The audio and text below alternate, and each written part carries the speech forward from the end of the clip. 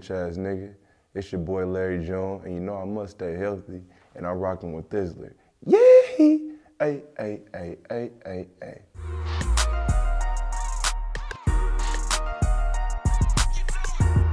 Oh, the Warner situation was lovely, man. It was a good experience. I learned a lot, you know what I'm saying? I learned a lot about the internal side of the business and just how you actually put out music and how you can I learned a lot, man. So it's nothing but love with Warner, but my A&R left, and you know, it just didn't make sense at the time. So we're still doing good. Good job, Warner Brothers, numbers, but I'm independent. I met a lot of good people, man. It's a lot of good people in the industry, and I'm blessed to be able to see the internal side of that and make it out of it without being stuck in no contract for the rest of my life. So I feel like it was like college. You know, people go to college and go be in debt thousands, you know what I'm saying? But you got knowledge to go make more money.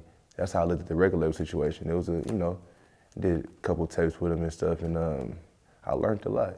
You know what I'm saying? I appreciate it all the way for sure, but I'm still doing numbers. Yes, Lord.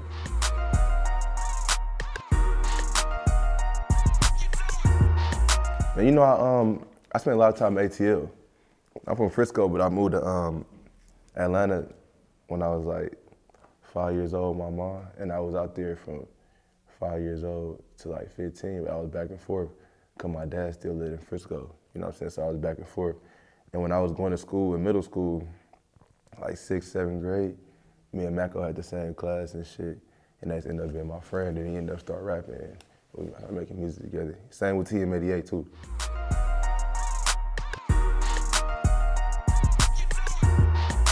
Growing up in Atlanta, like I was listening to Goody Mob. I was listening to T.I., all of them before they was even big. Jeezy too, you know what I'm saying? I was hearing all that shit, and I go to the Bay, we slapping RBL Posse, we listen to Mac Dre, E40. So I'm always going back and forth, and I'm putting people on in the ATL about the Bay, like whoop this whoop. So it just kind of transformed into one thing. I feel like for sure I got a lot of ATL influence. A little bit, not lingo-wise, because I ain't been out there in that long, but the cadences and shit, I definitely growing up hearing different music. And then the Bay Area shit, you know, talking my shit, swallow spit, Mac a bitch, pull up in the 6, good job, Larry, you know what I'm saying? Game for a punk bitch.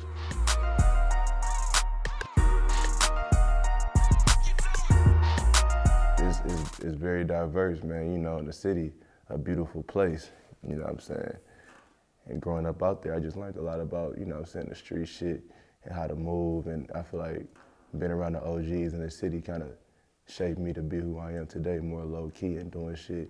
Because not what you do is how you do it, you know what I'm saying? And just moving in silence, you know what I'm saying? Learning.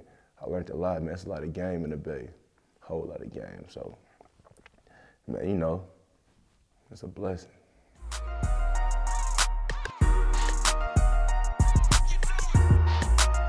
Oh, I fuck with all of them, all the Bay Area. From Lil Yates to, you know what I'm saying, Prezi to Lil Air, you know what I'm saying, my nigga G Val. Every nigga in the city, Frisco, I fuck with. I don't care where you from, I don't care if you from Philbone, Hunters Point, downtown, Hay Street, I'm rocking with you, straight up.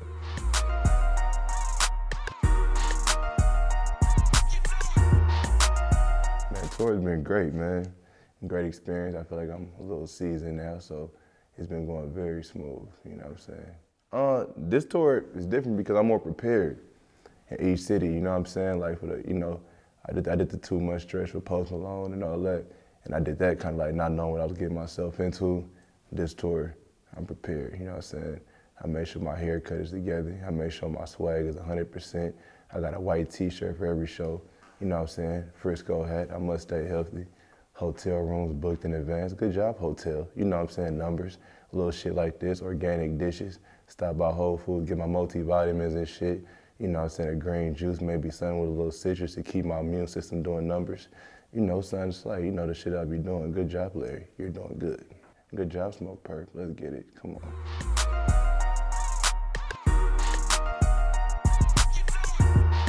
Man, I love being a father. It's a it's an inspiration that you can never get unless you got a kid. You know what I'm saying? Because no matter what, that kid depending on you. No matter what, like you could be sad, mad, going through some shit, you still gotta make sure your little one good. So that just keep my drive. A1, I'd be having a bad night when I go on stage, like, fuck, I don't feel like doing this shit. And I think like, well, let's get this bag. You know what I'm saying? So I gotta go crazy no matter what. So I'm very thankful for having my son in. You know, his mom cool. I don't got no issues, no dramas. Her life cool, my son life cool. And man, it was a blessing in disguise for sure. Cause when it happened, it was out of nowhere.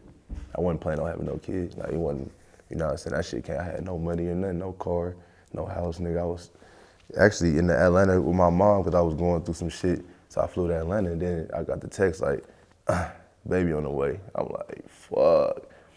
Nigga, I ain't know what to do. Nigga, I started reading baby magazines. Like, I don't know how to be no motherfucking daddy. I'm eating Thai ramen noodles right now, nigga, you know what I'm saying? So it just kind of, I said I had 9 months. How long a baby supposed to come out? Like 9 months? I said I got 9 months to go try to do something. So I instantly sold my Lexus for the 1,500, took that 1,500, went to Arizona for a minute, you know what I'm saying? Tripled that a few times, you feel me? And I just been hustling ever since. I probably wouldn't be hustling as hard if I didn't have my little one. Good job, son. Numbers.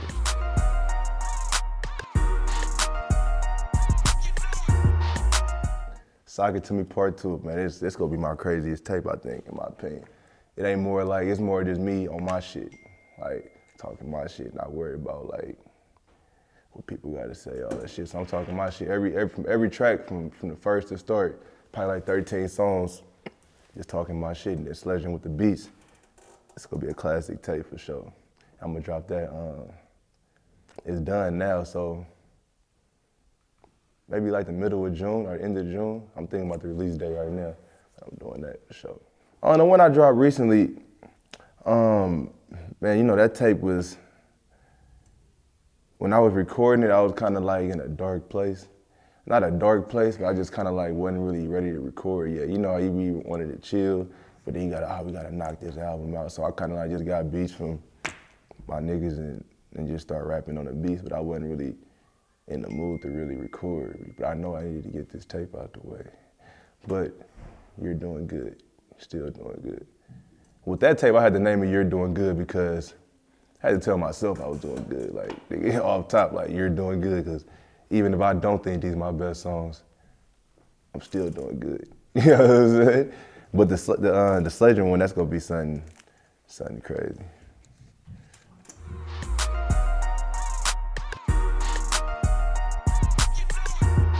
I love all my songs. I like GLOCK 40, one of my favorite ones, especially just that tape in general, the Good Job Larry, that whole tape.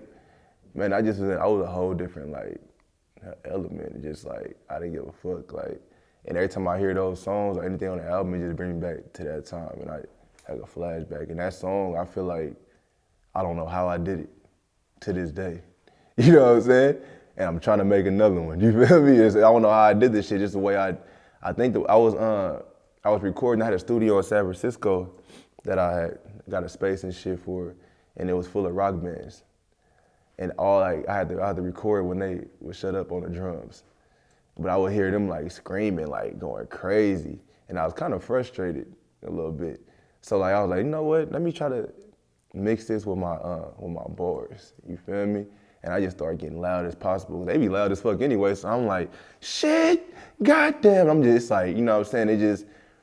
It sounded crazy when it was turned up, but when you turn it down real low, this shit sound crazy. You can just hear it in the background, like hearing it, and that's just how it came. I think there's some rock and roll group next to my studio kind of helped me inspire that song for sure, I think. Cause I heard them, they were screaming to the top of their lungs. I'm like, damn, this shit kind of sound fire for real. I don't listen to rock and roll music. You know what I'm saying? I like it, but I don't listen to it. So I was like learning just from being in that studio how the shit went. And I was like, damn. And I actually invited one to my studio to lay down some vocals. You know what I'm saying? Cause I was kind of just, at the time, it was just as type as, you know, good job, Larry. You're doing good. Glock 40 was definitely one of my favorite songs for sure. And Jug one time.